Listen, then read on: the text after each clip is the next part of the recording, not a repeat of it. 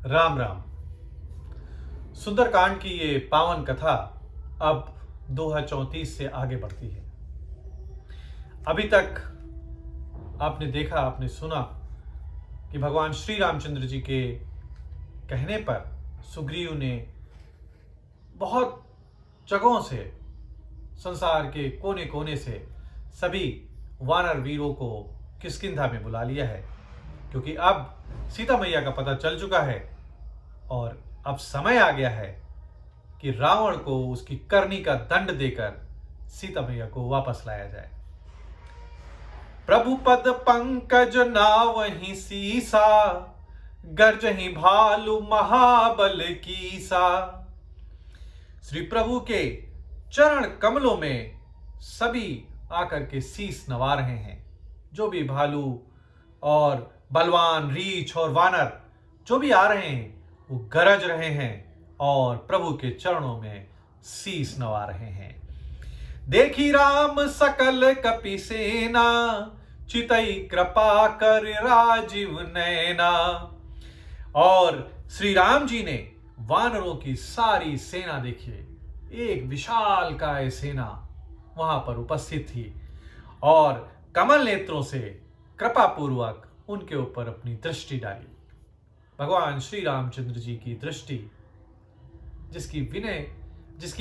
जिनकी कृपा दृष्टि जिसके ऊपर पड़ जाए उसका जीवन धन्य हो गया।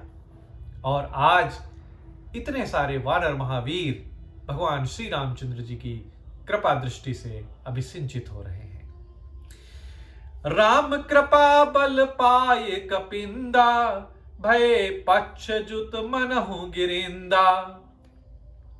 भगवान श्री रामचंद्र जी का बल पाकर श्रेष्ठ वानर मानो पंख वाले बड़े पर्वत हो गए हैं। मतलब साहस और मनोबल की कोई सीमा नहीं रही है। ऐसा प्रतीत हो रहा है कि ये वानर अब सारे ब्रह्मांड को जीत लेंगे। ऐसी प्रभु श्री रामचंद्र जी की कृपा से उनके अंदर उत्साह का संचार हो रहा है। हरसि राम तब कीन्ह पयाना, सगुन भय सब सुंदर शुभ नाना। और तब श्री रामचंद्र जी ने हर्षित होकर प्रस्थान किया लंका की ओर। और तभी अनेक सुंदर और शुभ शकुन होने लगे, क्योंकि अब रामचंद्र जी चल पड़े हैं रावण को दंड देने के लिए। और जब प्रकृति में भी चारों तरफ शुभ संकेत, शगुन हो रहे हैं, क्योंकि प्रभु एक बहुत ही शुभ कार्य के लिए, एक पुनीत कार्य के लिए प्रस्थान कर रहे हैं। जासु सकल मंगलमय कीर्ति, तासु पयान सगुन यह नीति।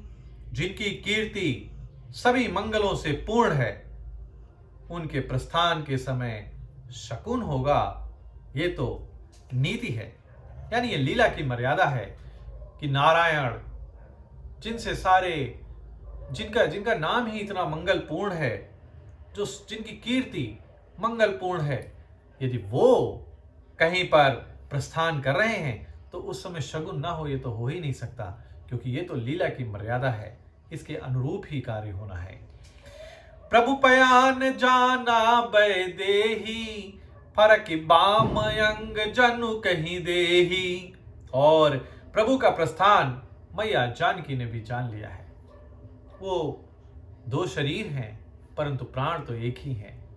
और जब यहां से प्रभु श्री रामचंद्र जी ने प्रस्थान किया तो वहां सीता मैया को इस बात का पता चल गया कि प्रभु प्रस्थान कर चुके हैं लंका की ओर। और उनके बाएं अंग पड़क पड़क कर मानो ये कह दे रहे हैं कि श्री रामचंद्र जी आ रहे हैं। स्त्रियों का वाम अंग का फड़कना बड़ा शुभ माना जाता है और यही शुभ संकेत अब हर तरफ हो रहे हैं। जोई जोई सगुन जान कही होई, असुगुन भयो राव नहीं सोई। और जैसे जैसे जो भी शगुन सीता मैया के साथ हो रहे हैं, वही रावण के लिए अब शकुन साबित हो रहे हैं। जहां जहां सब पुनीत कार्य होते हैं वहीं शगुन होते हैं, और जहां पाप भरा होता है, असगुन तो वहां पे वो नहीं है, क्योंकि अब पाप का घड़ा भर चुका है।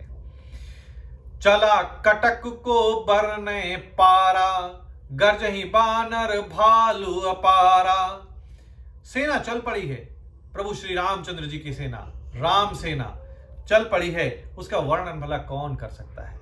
इतनी बड़ी, इतनी विशाल सेना है, वानर और भालू और तमाम महावीर योद्धाओं से भरी हुई वो सेना आगे चल पड़ी है। असंख्य वानर और भालू गर्जना कर रहे हैं। अब सोचिए, रामचंद्र जी की जब ये सेना चल रही होगी तो कैसा दृश्य होगा।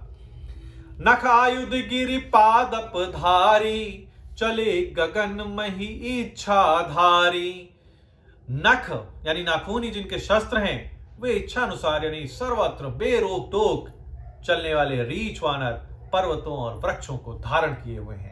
जिसको जो भी हथियार मिल रहा है वो उसी को धारण कर ले रहा है। नाखूनों से वो शत्रु को फाड़ डाल सकते हैं, ऐसे वो भयानक हैं। के हरिनाद भालू कपि करही, डगमगाही दिग्गज चिक्करही। कोई आकाश मार्ग से, कोई पृथ्वी पर चले आ रहे हैं, वो सिंह के समान गर्जना कर रहे हैं और दिशाओं के हाथी विचलित होकर चिंघाड़ रहे हैं। ऐसी सेना चल रही है कि धरती में कंपन हो रहा है।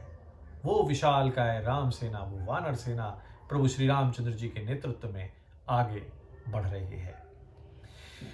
चिक्करहि दिग्गज डोल महि गिर लोल सागर खर भरे। मन हरस सब गंधर्व सुर मुनि नाग किन्नर दुख टरे। दिशाओं के हाथी चिंघाड़ने लगे हैं, सेना आगे बढ़ रही है। पर्वत चंचल हो गए हैं, यानी पर्वत कांपने लगे हैं। ऐसी विशालकाय सेना के चलने से धरती पर कंपन होने लगा है। समुद्र खलबला उठे हैं। गंधर्व, देवता, मुनि, नाग, किन्नर, इन सभी के मन में बहुत हर्ष हो रहा है, क्योंकि सभी रावण के द्वारा पीड़ित हैं। कट कट ही मर कट बिकट भट्ट बहु कोटि कोटि निगाव धावही। जय राम प्रबल प्रताप कौशल नाथ गुण गण गावही। वो सभी कह रहे हैं कि हमारे तो अब दुख टल गए। करोड़ों करोड़ भयानक वानर योद्धा कटकटा रहे हैं। वानर क्रोध में होते हैं तो कटकटाते हैं, कटकटा रहे हैं और करोड़ों ही दौड़ रहे हैं। प्रबल प्रताप कौशलनाथ भगवान श्री रामचंद्र की जय हो, ऐसा पुकारते हुए वे उनके गुण समूहों को गा रहे हैं। अब जिनका नेतृत्व स्वयं नारायण कर रहे हो, उस सेना के मनोबल का वर्णन ही क्या करना है। जीत तो सुनिश्चित है, क्योंकि सेना का नेतृत्व भगवान श्री रामचंद्र जी कर रहे हैं, जो अतुलनीय योद्धा हैं।